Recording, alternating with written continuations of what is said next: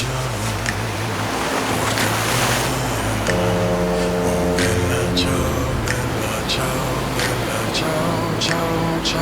partigiano, portami via, che mi sento di morire. E se io muoio da partigiano, oh bella ciao, bella ciao, bella ciao, ciao, ciao. E se io muoio da partigiano,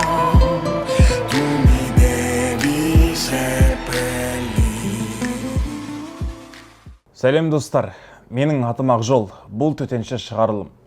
Менің сіздерге айтатын маңызды ақпараттарым бар. Ал кеттік, бастайық. Ауыл шаруашылық министрі Сапархан Омаров 2016 жылы халықты дүрліктірген жерді шетелдіктерге сату заңының авторының бірі. Сонымен бірге 2017 жылы солтүстік Қазақстандағы ең үлкен латифундистерінің бірін Сбербанк арқылы Ресей үкіметіне сатылып жатқан кезінде түкте шара қолданбаған адам. Ал оның орынбасары Айдарбек Сапаров өз ағайын туыстарына миллиардтаған халықтың ақшасын субсидия ретінде таратып байып отыр. Соған қарамастан сайлаудан кейін осы кісілер өз орнына қайта тағайындалды. Біздің ойымызша бұл сұмдық. Біз бұлар туралы арнайы фильм түсірдік. Ол фильмде олардың халықтың ақшасын жымқырудың схемаларын дәлелдеп ашып айттық. Ол фильмді 300 мыңнан астам адам көрді. Нәтижесінде оларды не то что түрмеге қамау, даже орындарынан алып тастаған жоқ. Осы кісілер жастарды көтеретін жобаны қолдаудың орнына Қазақстанда бос жер жоқ деп аяқтан шалуда. Сонда 2016 жылы шетелдіктерге сатуға жер болды да, ал қазір өз еліміздің жастарына жер жоқ па сонда? Бұл не деген әділетсіздік? Үкіметте отырған ағаларымыз әбден өз қалталарын ойлап, халықты да, жастарды да ұмытқан. Сондықтан жастар, бізге бірігудің уақыты келді. Бірақ алауыздық үшін емес, біздің ұрпаққа қолайлы жағдай жасауға және игі мақсаттар үшін бірігу қажетпіз. Егер ағаларымыз біздің болашағымызға немқұрайлы қараса, біз өзіміздің жарқын болашағымызды өзіміз құратын боламыз. Шапшаң және нақты әрекет жасау керек. Біз берілмейміз.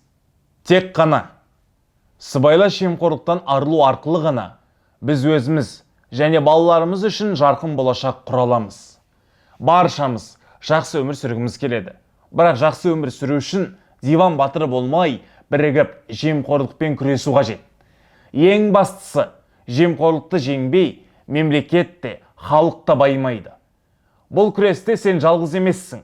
Жастар, үлкен мақсаттар үшін бірігетін уақыт келді. Біріншісі, сыбайлас жемқорлықтан арылу. Екіншісі, әділеттілікке қол жеткізу. Үшіншісі, елді экономикалық дағдарыстан шығару. Сонда ғана біз бірге ұлы Қазақстанды құра аламыз. Есть Казахстан, это моя земля. Есть Казахстан, скажи со мной, это моя страна, и лучше нет другой. Енді мен сізге бұл қалай жұмыс істейтінін айтайын. Бірігу үшін біз жүйе қатысушыларының қауіпсіздігі мақсатында блокчейн технологиясын пайдаланамыз. Біздің жүйеде 3 деңгей бар. Біріншісі, ол альфа-генезис. Екінші, генезис. Және анонимдер. Бәрін рет-ретімен түсіндірейін. Альфа-генезис жүйенің белсенді қатысушысы. ТДФ-мен тікелей байланыста болады. Және бізге өз командасынан алынған ақпаратты ұсынады. Міндеттері: 20 және одан да көп генезистерден тұратын команда жинау. Генезистерден алынған ақпаратты талқылау. Петицияларға қол қою және команданы басқару. Егер альфа-генезис болашақта ТДФ жүйесінде тиімді менеджер немесе басшылықта болса, ол өзінің командасын өз қол астына жұмысқа алуға міндеттенеді. ТДФ-ның альфа-генезистер алдындағы міндеттемелері: қауіпсіздік кепілдігі және жоба іске асқан жағдайда ТДФ эко-жүйесінде жұмысқа орналасу туралы келісім шартқа тұру. Сонымен бірге біз сізге жеке арнайы төсбелгі береміз. 21 мен 35 жас аралығындағы альфа-генезистер тиімді менеджер лауазымына кезек нөмірін алып резервке тұрады және келесі артықшылықтарға ие болады. Біріншісі, тиімді менеджерге арналған тестті қайта тапсыруға рұқсат етіледі. Екіншісі, тиімді менеджерге арналған тестті тапсыру кезінде логикаға және әкімшіліктендіруге тест автоматты түрде есептеледі. 35 жастан асқан альфа-генезистер экожүйе басшылары лауазымына орналасуға резервке тұрады және ТДФ жүйесінде басшылық лауазымдарға ие болады. Генезистер. Генезис жүйенің белсенді қатысушысы. Альфамен байланысады.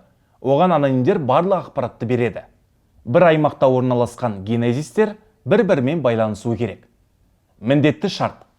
Телеграм арнаға жазылуы тиіс. Міндеттері: өзіңізге 5 немесе одан да көп анонимді командаға жинау.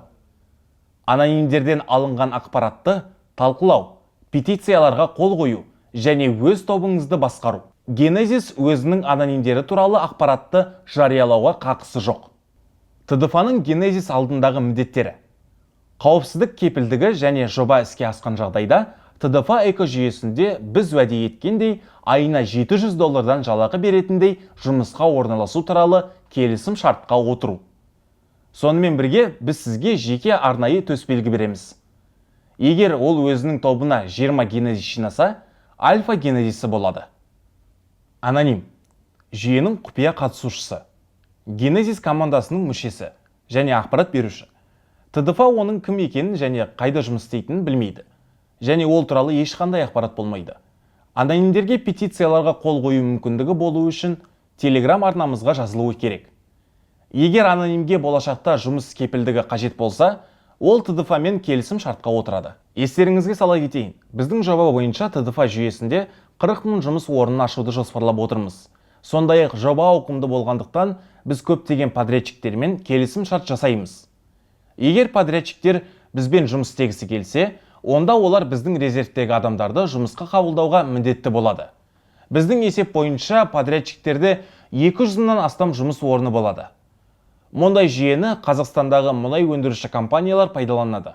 Инвесторларды, жергілікті кадрларды жұмыспен қамтуды міндеттейді. Осы механизмді пайдалана отырып, біз көптеген адамды жұмыспен қамтамасыз ете аламыз. Егер біздің жоба жүзеге асса, жұмыс көп болады және бәріне жетеді. Сондықтан, жастар, бәріміз жабылып жемқорлыққа қарсы төтеп берейік. Айта кету керек, болашақтың сәулетшілері жобасы жүзеге асырылғанға дейін біз ешкімге ештеңе төлемейміз және ешкімнен ештеңе сұрамаймыз. Мұны біз арандатушылар мен арамза адамдар біздің атымызды жамылып, жалған ақпарат таратпау үшін және елімізде деструктив жасамау үшін алдын ала хабарлаймыз. Петициялар арқылы әділеттілікке қол жеткізе аламыз деп сенеміз. Өз сайтымызда петиция парақшасын жасаймыз. Біз неғұрлым көп болсақ, соғұрлым көп адамдар петицияларға қол қоя алады. Егер біз көп болсақ, олар бізді сөзсіз естиді. Жоба мен жұмыстың басталуы туралы, сондай-ақ өтініштер туралы барлық жаңалықтарды тек ТДФ.kz ресми Telegram арнасынан білуге болады. Біз жастарды біріктіргіміз келеді. Және бәріміз үшін блокчейн технологиясы бойынша өзіміздің онлайн платформамызды құруды, инвестициялауға дайынбыз. Бізге сіздің идеяларыңыз бен ұсыныстарыңыз қажет. Ол үшін келесі аптадан бастап біз сізбен танысу және тыңдау үшін аймақтармен Zoom конференцияны бастаймыз.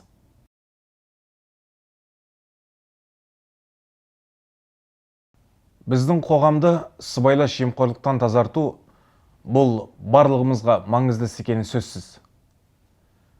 Біз бүгінгі күннің шындығын, сыбайлас жемқорлықтың жоғары буындарға жеткенін, оның еліміздің денесіндегі қатерлі ісік болғанын түсінеміз. Еліміздің күні қараң. Жақында мен бір жерде жақсы сөз естігенмін. Ұлан байтақ Қазақстанды өз армандарыңызбен батыл жоспарларыңызды еркін іске асыруға, табысқа жетуге және өз мақсаттарыңызды жүзеге асыруға болатын отан ретінде бағалаңыз. Жаңа қазақстандық патриотизмнің игі күшіне сенемін. Өкінішке орай, іс жүзінде мұны біз ғана естідік, бірақ үкімет адамдары емес. Жалғыз ағаш орман болмас, жалғыз кірпіш қорған болмас. Сондықтан біз бірігуіміз керек. Өйткені біз бір тұтас болғанда ғана әрқайсымыз үшін әділеттілікке қол жеткізе аламыз. Әзірге әрқайсыңыз әрекетсіз отырып, сіз үшін басқа біреу сыбайлас жемқорлықты жеңеді деп ойласаңыз, Қатты қателесесіздер. Өкінішке орай, ол одан әрі дами береді. Өзіңізден сұрап көріңізші. Егер сіз ешқашан әрекет жасамасаңыз, мүмкіндіктің бар жоқтығын қайдан білесіз? Біз біріксек, бір тұтас болып алып күшке айналамыз. Қандай да бір шешім қабылдамас бұрын, есіңізде болсын. Бірліктің арқасында шағын мемлекеттер өсіп өркендейді, ал алауыздықтың салдарынан ұлы державалар да құлайды. Қазақстан халқына манифест.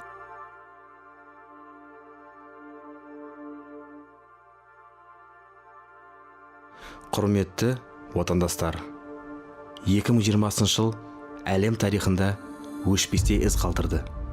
Жер шарын толық шарпыған пандемия алауы біздің елімізді де айналып өткен жоқ. 100 мыңдаған жан науқастанып, 10 мыңдаған отбасы қара жамылды. Біз олармен бірге қабырғамыз қайысып, қайғыларына ортақпыз. Бірақ бұдан бөлек тағы да бір қиын кезең келе жатыр. Бұл 30 жылдай болмаған әлемдік экономикалық дағдарыс. Ол да коронавирус секілді қатал және аяусыз дұшпан. Өз тарихында сансыз нәубетті бастан өткерген ұлтымыз үшін бұл сынақ та алынбас қамал емес. Тек қана бірліктің, білімнің және ауыр еңбектің арқасында ғана біз жарқын болашаққа жол ашамыз. Төгілген тер мен мұқалмас жігер бізді биік асуларға жетелеп шыңдай түседі. Біздің мақсатымыз Қазақстан Республикасының еңбекке негізделген, қуатты, дамыған, әлеуеті жоғары елге айналуына үлес қосу. Адал еңбек пен таза табыс біздің ұранымыз.